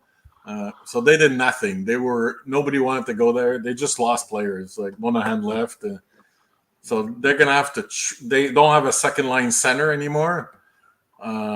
So they've lost Brendan Dillon, which is a pretty big piece on D. So they're screwed, man. They're gonna have to trade for the pieces they need, and that's gonna be tough. So Winnipeg is probably not making the playoff if they don't make a big move in the trade market. All right, two more. We could maybe start talking about Winnipeg as a franchise, not sticking around Winnipeg. I hate to raise it, but it's you know what? When I see moves like this, they're not going to be very competitive. I don't think they're gonna. I don't think they're going to make the playoffs next year, and they still have a hell of a goalie, and they and Scheifele's a decent enough, but Ehlers is gone from what I understand. No, it's not gone yet. We don't know where he's going. Yeah, Ehlers, it's going to depend what they get for Ehlers because there's rumors to Islanders. So let's say they get Brock Nelson. Then Brock Nelson's their second line center. Okay, all right, we're back in business because Islanders want to trade Pajot. Yeah, it depends. So it all depends what they get for Ehlers. But Ehlers is on the way out, but they can't make a mistake. They don't have the leeway. If they make a mistake in that trade, they're not making the playoffs. Okay. Let's head to Alberta for the last two Canadian team wrap up here. Calgary Flames, Mantha 1 year, Bean, Lomberg, Cooley. Like Frank said, they are going for a bottom 3 pick. They're dumping all their high-end players. Dubé, of course, with the Hockey Canada situation gone. Greer, Klingington still there, I guess. UFA, I guess, still hasn't been signed. Mark Pysyk, nothing really. Calgary's done for. They're finishing probably last in the I guess they call it the Pacific Division. I don't see any hope for Calgary. Just nothing. Who wants to take that jersey bet again? Oh man, Fred, what were you going to say? I think I was going to say I think the hope for Calgary is to be a very competitive team when that arena for 3 of the 4 panelists paid for, out of our Alberta taxpayer dollars. Thank you very much. And I think that's their plan. So, that's why they're going to try to get because Hagen. right now that's right. So I don't know when that is. Is it 2028? So I think it's 2027 or 2028 the new arena opens. So I think they're hoping as hell they're going to get Hagen. They've been a very middle of the pack team for a very long time. It's time to just bite the bullet and do a rebuild. Yeah, because Celebrini is not a franchise changing player, but Hagen is like Bedard. He's a franchise player. He's that good. Let's watch old man Fred get attacked by a dog. Where's the pup? She's biting, and I'm like, "What the hell is your problem?" So is he there? Show the pup. Anyway, I'm fine now. Okay, you're good. Okay. No, she's just settled down. I'm okay. Okay, all right. She's good. a terrorist. Concerned. So there you go. So by the way, Calgary took a page out of Montreal's book because Mantha was only signed. They're going to play the shit out of him and hope to do what Montreal did with Monahan. Get him back on track, have him score goals, trade him for a first at the trade deadline to a playoff team. So a lot of their contracts were done for that purpose only. Put them in a situation to succeed. Hope he might play the right wing with Huberdeau, which had a terrible year. Maybe they both rebound, and then they trade him for a pick. Their goal is to amass as many picks as they can. All right, some 5th, 6th defenseman here, Jake Bean. A lot of people went home, I noticed in the free agency, like Jake Bean is a Calgary guy. A lot of people went home. It was weird, man. Yeah. It's like, Yeah. It's like, okay, I'm going to go home. I'm going to go play home now. All right, Finn. Yeah. The floor is going to be yours here. It is time to go through what might have been the biggest home run team of free agency with, everything considered here, the Edmonton Oilers. Home run, as Fred is indicating here. Brown is re-signed. Arvidsson from the Kings. Corey Perry back. Brown, Hamblin, Hoffenmeyer, Carrick, Delia, Skinner, Stetcher, Henrique, Janmark, Lavoie.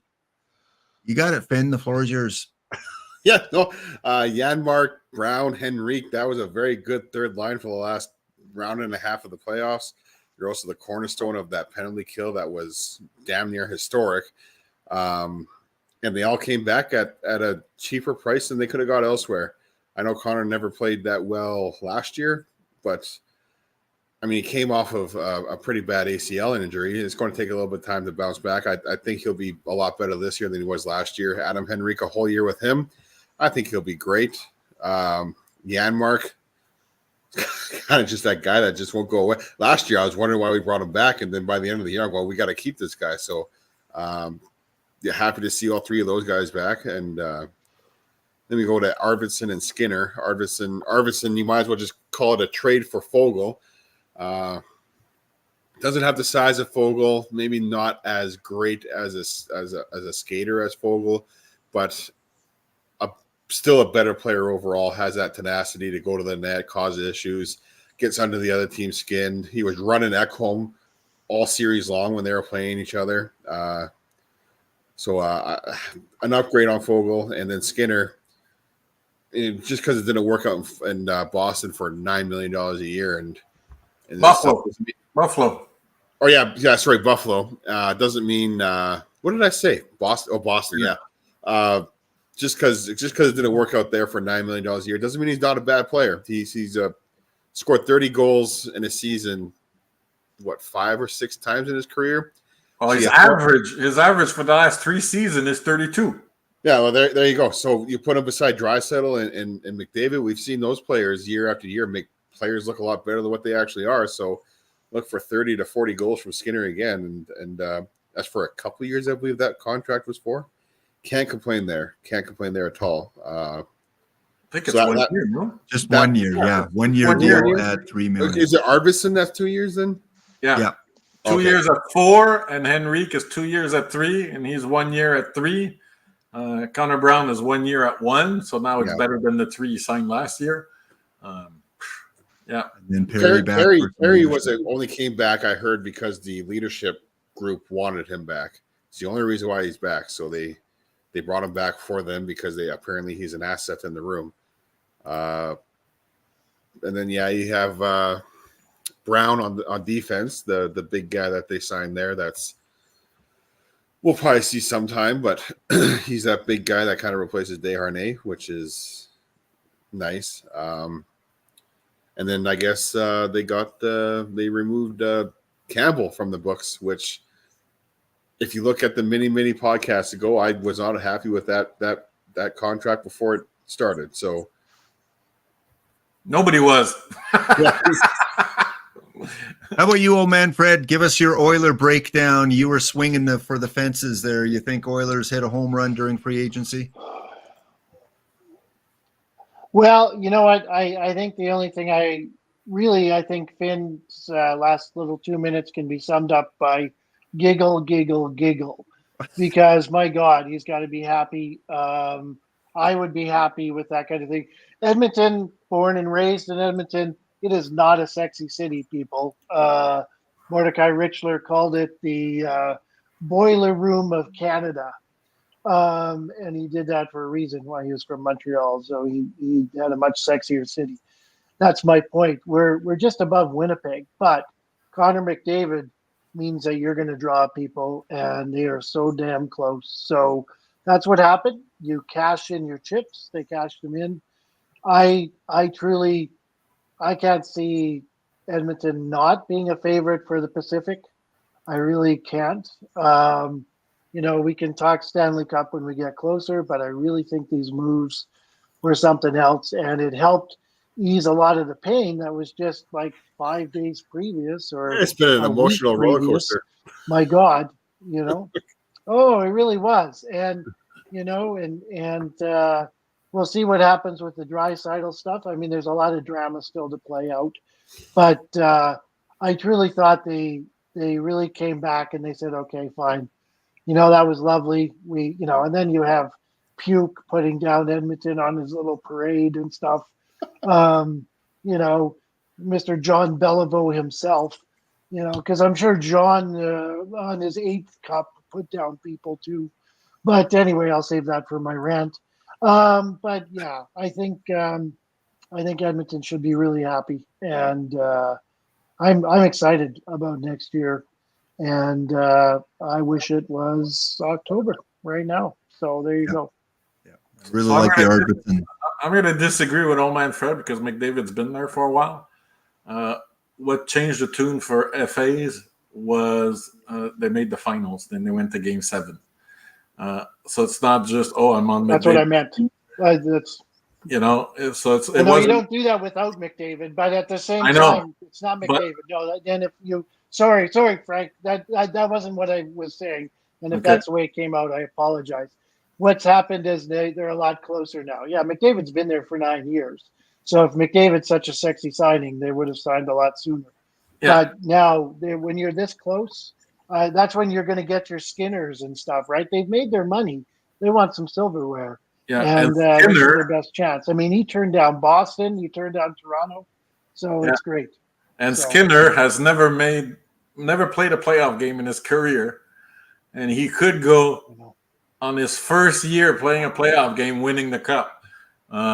So Skinner scored 48 goals in Carolina. That's why he got the $9 million contract from Buffalo. And he's not a play driver, but he can finish.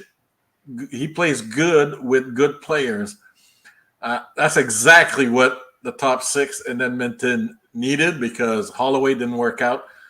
Evander is probably going to be injured, and he's on the downslope because he's a power forward. Power forwards, when they pass 30, the steep goes down very fast.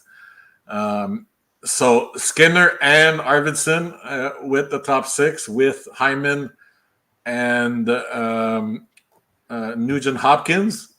Those are the 4 wingers with Draisaitl and McDavid. And then that third line, man. If Edmonton would have done this at the trade deadline and they got Henrique, but he turned out okay. But if if they would have listened to Glenn and went to get defensemen, blah, blah, what they really needed to fill out that bottom 6, because they actually traded Henrique to play on the left wing with Draisaitl, not to what he ended up with. If they would have done that, they would have won the cup. So now they've made their moves, and the good thing is it's not a trade deadline move, so they have all year to know their roles. And that fourth line will be money now because that third line with Henrique as a third-line center is going to be money, like Finn said. And that's what you need. You can't rely on your big guns all the time because when they get shut down, you have to have secondary scoring. Well, that third line won them some games in the playoffs this year. Exactly. But Henrique was traded, and they put him on the left wing. And I said when the trade happened, it goes, he's a third-line center on that team. And it just happened with chemistry. All 3 of them had chemistry on the third line. Awesome. But that was accidental because that was not the plan.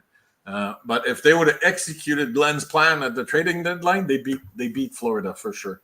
So because their defense was thin during the playoffs, and it got exposed. Like Darnell Nurse, man, he did not play well. Oh, that was a tough playoffs for him. And that's why I said, like, they should have ranked Staios. And, hey, Staios, you like Nurse? You were here when we got him and all that. You were here when they negotiated that contract. Here you go. I'll take Chikrin. But as great a moves as they did, they didn't really address their defense. That's still a big hole. And even Skinner is a goaltender. So I want to say something about that, because how big of a hole is their defense actually? Because they had very good defensive numbers throughout most of the playoffs and all through last year. The defense is growing together, and it's not as big of a hole as what people think. I think it's an old cliche that people say that Oilers have bad defense, but really, I mean, I don't know if it's the system they're playing or what, but it's not as bad as people think. This guy has been a big part of the success of that defense, pairing with Bouchard, grooming Bouchard along the way. Bouchard and Ekholm, but their second pair is where their weakness is. Their third pair is fine for the NHL, but that second pair, the Nurse CC, come on. CC couldn't cut it in Ottawa, for God's sakes, you know? Yeah. They dumped the contract on Edmonton, and Ottawa did a little dance. But look, when you have the two best players in the world, that's a Band-Aid. If we're talking in a perfect world, if they have a average second pair defenseman, they're unstoppable. So if they can find somebody to take Nurse, and they take that $9.25 million and invest in 2 second pair defensemen, they're set. That's all they have to do. Get rid of Nurse. And I don't care what it costs. They can't give their first next year because of that Sam O'Reilly dude, but, do what Toronto did with Marleau. They sent Marleau to Carolina with a first-round pick just to get rid of his $6.25 million. Edmonton needs to bite the bullet. Tampa bit the bullet with Janot. We're cutting our losses. We made a mistake. The worst thing to do in life is to hang on to your mistakes. Ekholm's turning 35 soon. Like, he's getting older. So it's like Erik Karlsson.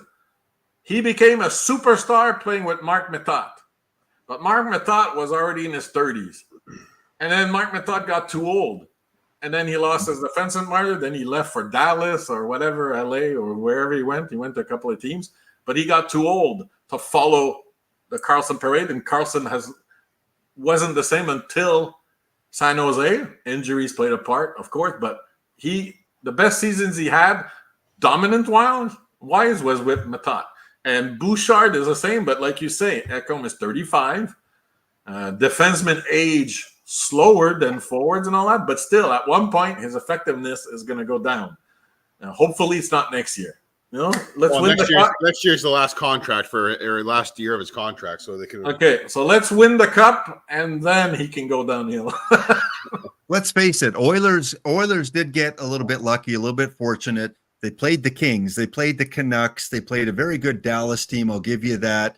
And then they went up against Florida, maybe not their best matchup. They did not have to go through a Colorado. They did not have to go through, some of these top teams to get where they got. And Montreal did the same thing. And Montreal did the same thing in 93. All the favorites kept falling, and then we kept winning. And even LA was not a favorite out west. And that's how we got the last Stanley Cup in Canada, was the same type of deal. So that, to me, it doesn't matter, because it's the way the playoffs are made. If they would have won that last game, nobody would have cared that they faced LA and they faced LA only because Vegas did it on purpose. Yeah. But what I'm saying, Frank, is typically they're not going to get maybe as easy as opponents in this defense. No, but they got much better now. This is Skinner. People don't realize the rest of the Pacific Division didn't really move the needle much. No, and that's who they're going to be playing in the first 2 rounds, is the rest of the Pacific Division. And I wouldn't discount Vancouver this year, because they had a very large, very solid defense that took the Oilers Stars a long time to figure out. That Vancouver wasn't a pushover. They won the division, for crying out loud. Yeah, they lost that. Vancouver's in it. Yeah, but they re-signed Myers to a very team-friendly deal. They got somebody to play with Elias, DeBrusque. So Vancouver is going to be good again next year. They have Demko, which is all-world goalie. So they're going to be good. But Oilers got so much better. Skinner is a shoo-in for 30 goals. He's probably going to score 40 goals. That's a difference maker. If you got Hyman going down to 40, and then Skinner getting 30, 40 instead of Evander Kane's 11 goals? If Connor Brown even puts in 10, that's 10 more goals than he had all season long. So so they got so much better. I'm not worried about them at all. Okay, maybe we'll just go through if you guys have any American teams that you think knocked out of the park. For me, I'm giving an A grade to the Nashville Predators. I think Nashville Predators are one of the most improved teams after free agency, picking up, of course, Stamkos, Marchessault, Shea. Nashville and Edmonton for the improvements of free agency. Yeah, the problem is with Nashville is like Toronto. That contract for Stamkos will not age well. No, it's going to hurt in a year even. 81 points last year, over 40 on the power play, and Tampa had the best power play in the NHL, better than Edmonton. 29.6%, second best percentage in the last 10 years, behind Edmonton last year. He's not getting 41 power play points in Nashville, so he might go down to 65, 70 points for $8 million at 34, and then less. And then, so that contract will not age well. Brady Shea, 7 years, $7 million. Really? No. Yeah. Good They're player. in to win it. They're in it to win it right now. The contracts will look awful. Even Marchessault is 34 years old. 5 years? Montreal gave him an offer, and Kent Hughes says, I wasn't willing to match the term. And another team came out of the woodwork saying, we were in on Marchessault, but how could you refuse $27.5 million when you're 34 years old? You can't, and Vegas made him an offer, but not 5 years. So that's the only problem I have. If we look at just a player, just like Toronto, the players will make the team better next year. Nashville is now a contender. They re-signed their goalie. They're going to get an asset for Askarov.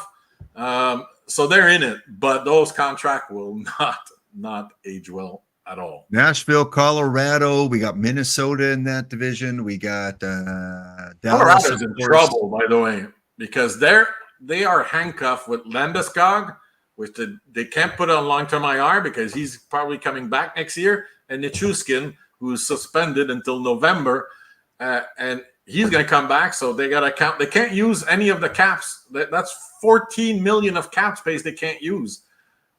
So they re-signed Druin on a very team-friendly $2.5 million, but they're in deep trouble. They lost. They lost Scott Walker, which replaced Boyan Biren.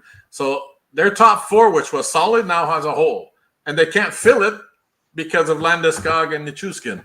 So Colorado's in big trouble. They're going to have to get rid of a defenseman like Taves or something like that because they're way over the cap right now. And like you said, they're in cap trouble. Old man Fred, any other American team that you want to focus on, or are you good?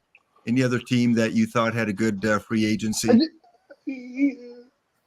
You know what? I'll just echo what you said about Nashville. I think Nashville is, they look like they're going to be competing pretty hard. And I'll tell you a disappointment. Detroit is a disappointment to me.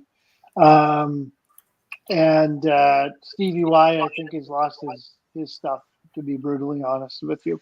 So I was hoping Detroit, it's always nice to see an original six team do better.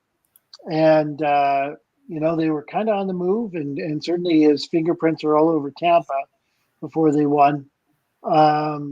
So not to put it down. They have four goalies now. I would have liked to see more Red Wing stuff. Yeah. So to me, Glenn, they've got two very strong AHL goalies, but we'll see. So. Yeah. So, that was Talbot and Husso and Alex Lyon. All three played in the NHL, so that was weird.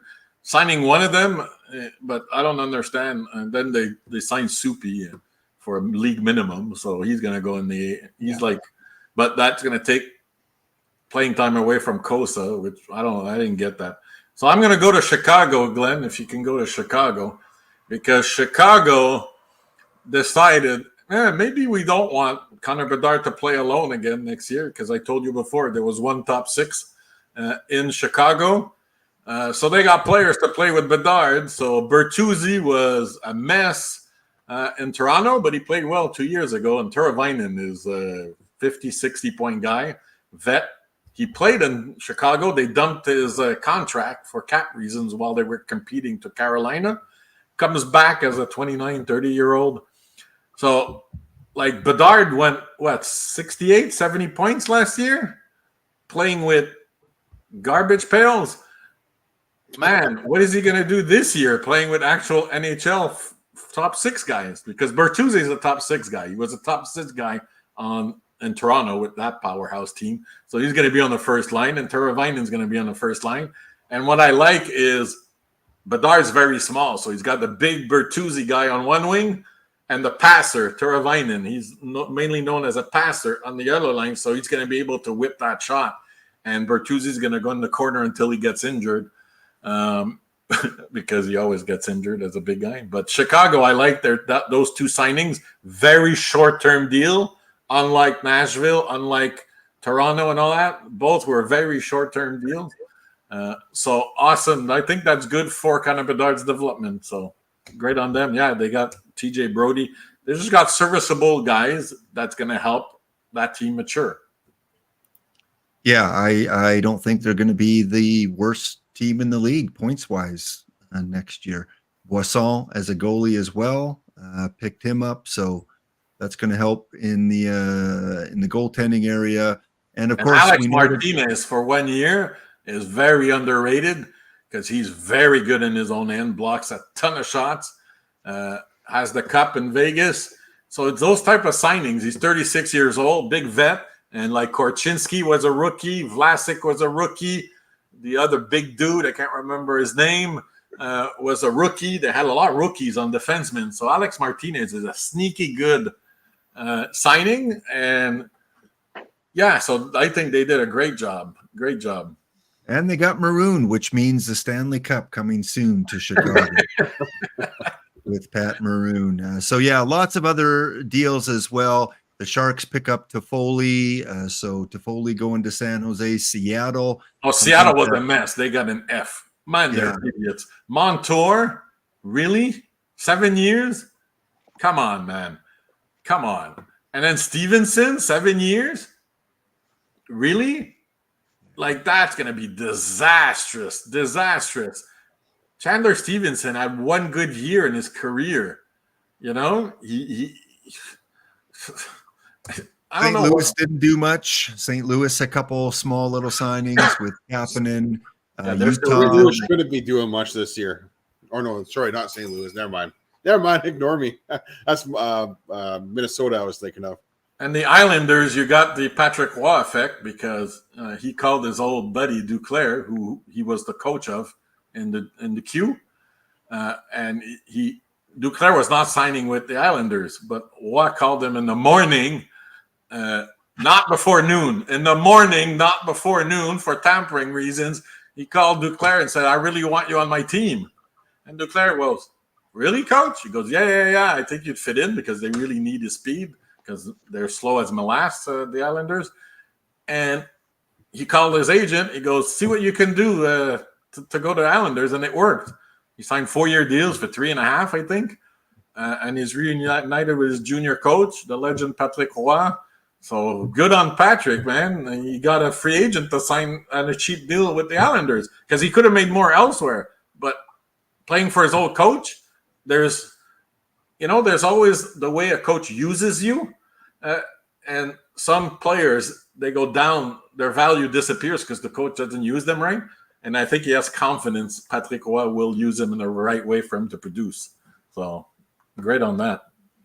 All right, guys. Well, let's, as we always do at the end, if you've got anything that you kind of want to get off your chest, or, this is our season ending kind of episode here. Don't know when we're going to be back. Might come back in the summer for some kind of one-off episodes, but we're not really going to come hardcore until, preseason in October when camps start getting underway again.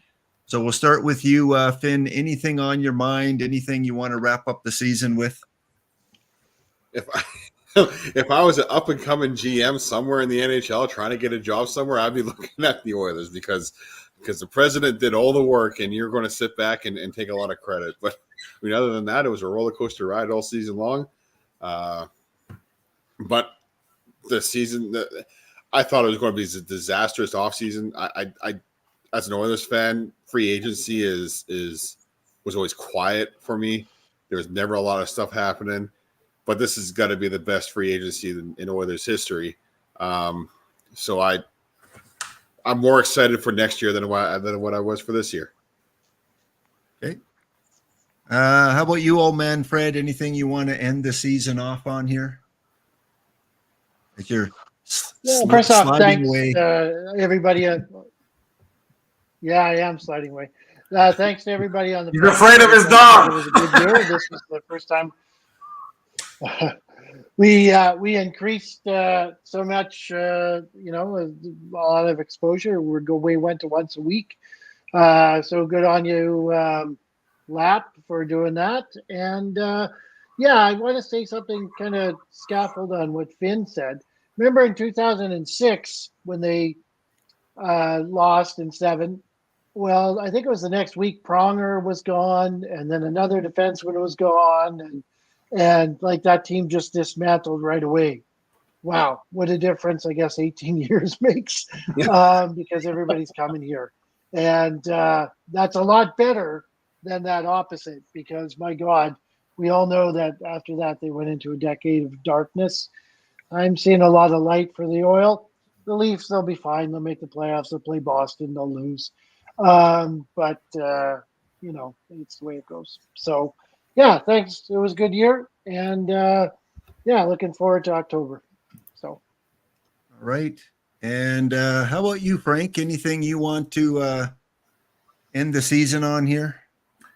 Yeah, so Montreal's still going to suck, so get used to it. They haven't signed anything, so they'll get better. I figure 75, 80 points, so an improvement again, but baby steps. Some people have them in the bottom 3, which could be possible with injuries again. Oilers, I agree with Finn. Super pumped with the Skinner. People don't realize how good of a signing that's going to be. Even though he's only going to be there 1 year. That's awesome. Toronto, good players that they got, but if they run back to core 4, they're going to be a wild card team. They're not even going to be in the top 3 in their division, or they're going to be 4th or 5th, depending if it's 5-3 or 4-4. They're going to be a wild card team. That's my prediction. You can't win without having a goalie. You saw Skinner last year, great rookie season. He played 39 games, not enough to get Rookie of the Year, but they didn't do anything in the playoffs. Joseph Wall and Stolarz, Florida was playing good team defense, so I don't know what they're drinking over there. Maybe they trade Marner for a goalie. Who freaking knows at this point? It would be stupid, but I don't have confidence. So those goalies are going to make Toronto a wildcard team. Those 4, the core 4, will make them be a playoff team, but they'll lose in the first round again. Vancouver surprised last year. Finn was the only one that had them where they were, being in the playoffs, etc. Can we get a clip of Frank falling off his chair laughing when I know, but you got to admit, man, they really played above their heads. And sometimes one player makes everybody. I've talked about being in the right chair. Ronek had all the rest of the defensemen being in the right chair, and that really improved the quality of that defensive 6. Vancouver playoffs, Edmonton playoffs, Toronto playoffs, and that's about it. Ottawa competing for playoffs. I don't think Winnipeg, unless they like Siegfried and Roy, they make something magically happen in the trade market. They're in deep, deep trouble. They're going to have Lowry as second-line center because Perfetti's not working out. Ehlers going to be traded. I don't know. They have to make it work in the trade to be in the playoffs. And Montreal obviously is not making the playoffs. So, again, we'll see. And Toronto is going to lose. So all hopes are going to, again, be Vancouver, Edmonton. And hopefully they don't meet until the semis, so we have a guaranteed Canadian team again in the finals. All right. And from my perspective, I want to thank you guys. We started this little podcast, Finn and I, like over 3 years ago. Finn and I did a few episodes that we just recorded. We weren't even doing it live at that time. We brought old man Fred because this guy loves sports. He loves to talk sports. So he was a nice little addition. And then Frank, I've known since our fantasy hockey days. For many years, we've been in Yahoo Fantasy Hockey, and I thought, let's bring Frank on. He's definitely going to give us a different perspective on things as an Easterner, and he's been a pleasure to have on. And this year, starting in October, we decided rather than just do recorded videos and post them, we wanted to get that live aspect. We wanted to get interaction with the chat.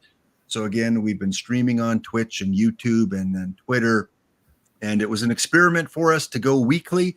We've done over 30 episodes, I think 33 episodes over the last year.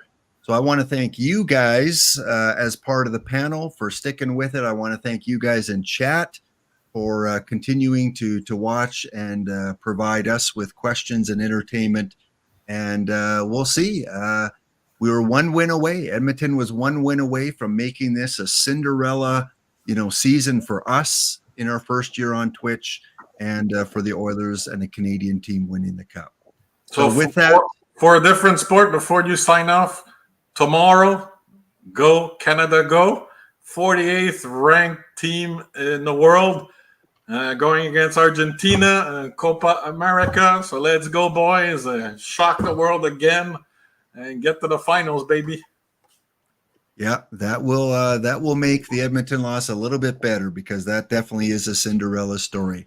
All right, gang. Again, we may get together at some point and do a show during the summer, but otherwise we'll be back towards the end of September.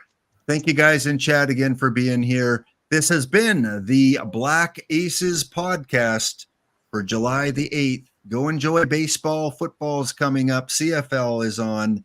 Many other sports to watch over the summer. Be safe. Enjoy your summer. Be kind to yourself. Be kind to others. Give what you can. Take what you need. And we will see you next episode.